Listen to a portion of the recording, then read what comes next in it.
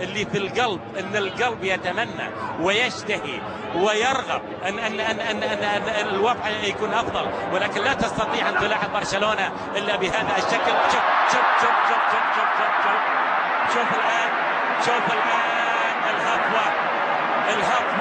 الهفوه اللي تحدث امامنا هي عمليه التركيز وعمليه عدم الملل وعمليه يا اخي اخرجها، شوف اخرجها الى ضربه ركنيه، حول الكرات الصعبه ضاعت يعني وانقذها مدافعي فريق نادي السد ومحمد صقر. شوف الكرات السهله، شوف الكرات السهله، محمد صقر شوف ابعدها يا صقر من الاول، ابعدها يا نبيل الحاكم الاول، لاحق بيدرو حولها ولاحق كان من المفروض واحد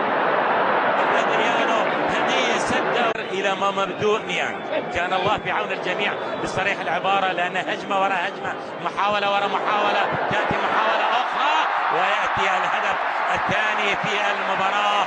ادريانو مره اخرى يفعل اليوم كما لم يفعل ربما في مبارياته السابقة، يسجل هدفين في مرمى السد، استلم الكرة وتقدم إلى الأمام وسجل الهدف الثاني لمصلحة برشلونة.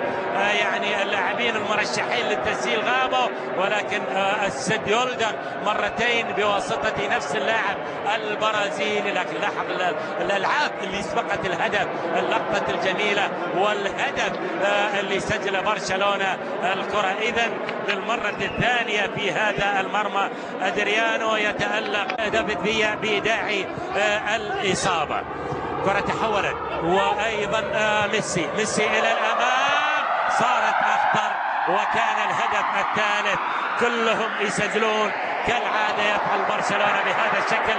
الكرة منقولة اعتقد من اللي يعني واحدة ثانية ثالثة، وحتى سيدو كيتا انت اذا تلعب مع الكبار راح تكون كبير، اذا تلعب مع المهاجمين الاثبات راح تكون ايضا الادوار. شوف سيدو كيتا معروف انه لاعب يعني لاعب خط وسط دفاعي اكثر، لكن حتى في الحالة الهجومية شوف اللعبات المثالية وين من ميسي، اعتقد البينية كانت من ميسي، لكن لاحظ لمسة خاف فقط لمسة واحدة. وفريق برشلونة وتألق فريق برشلونة الان هم يلعبون ويواجهون برشلونة وجها لوجه، يشوفون اللاعبين عن قرب، التسديدة قوية ويأتي الهدف الرابع لبرشلونة. الهدف الرابع لبرشلونة.